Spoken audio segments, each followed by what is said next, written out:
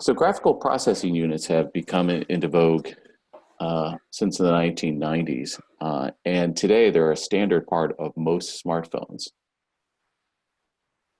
So in 2015, we looked at the number of smartphones that had GPUs, and only 8.25% of them did not have a GPU kind of embedded onto their chipset. By 2019, almost every smartphone that we were detecting had a GPU. In 2019, in terms of looking at the GPU family, so the manufacturer and the family of GPUs that are within that manufacturer, the ARM Mali was the most common GPU family with 39% of all smartphones. And Apple was close behind there with 25% of the GPUs. And looking at the individual GPU models, drilling down from the families, there's been a pretty major change in the types of GPUs that we're seeing in use. Back in 2015, the Qualcomm Adreno 305 had 12.41%, which was the most popular GPU model, followed by the Adreno 330. And then you got into some of the Power VR GPUs. In 2019, almost all the top four are coming from the Apple GPUs. Now, Jonar, you can jump in here. The Power VR technology is basically integrated into the Apple GPU chip now. Is that correct?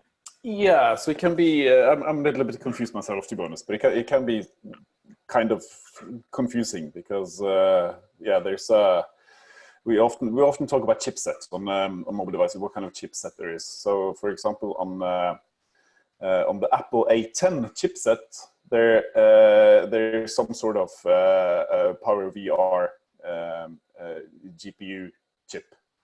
I don't remember which it is, but with Whirlpool, where this data comes from, it's organized in the way that a given device has a chipset and a GPU family and a GPU chip name.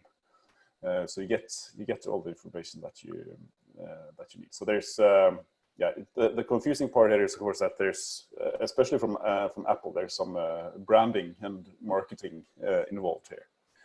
The Adreno GPUs are also better known as the Snapdragon chipset, and the Mali architecture, which, by the way, is a Norwegian invention. As far as I can remember, it was some sort of a university in Trondheim, Norway. Had a good idea about this a couple of years ago. But this is in the Galaxy devices from Samsung. Right. Excellent. Okay. Now, how does this play out in the real world as it's being used by applications, especially in gaming applications? So Fortnite, for those of you who have been living under a rock, is a very popular game, especially among the young folks. It's a multiplayer game, and it has, for its mobile component, some requirements or recommended requirements for play, and they've set the bar for Android that you should have a 64-bit device with Android 8.0 or higher. That's actually a pretty we'll get into this a little bit later, but setting the bar at Android 8.0 excludes a fair amount of the market right there.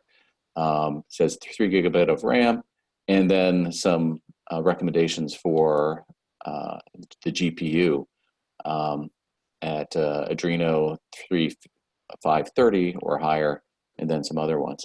On the iOS side, it's a little cleaner because there's less to deal with.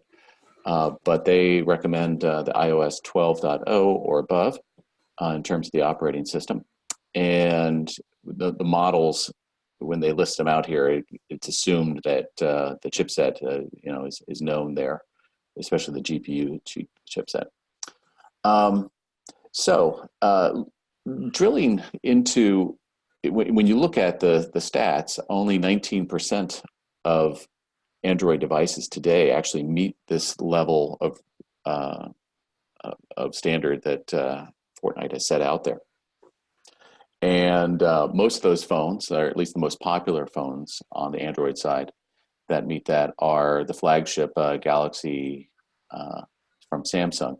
So you've got the S8 with 2.1%, the S7 and the S9. All of these Samsung devices are kind of the most popular ones in use that will meet that sort of requirement. Huawei has some phones in there also that meet that requirement. So that's one way to slice up the data, looking at the operating system, and another way to look at it is the price of the phone. So one of the things that you can pull from our device detection system is the MSRP, the manufacturer's suggested retail price for the smartphone. And what we've done here is say, of the devices that are compatible or meeting the requirements that Fortnite sets out, what is the price point for those? And over 85% of the devices that meet those requirements are priced higher than $800 US.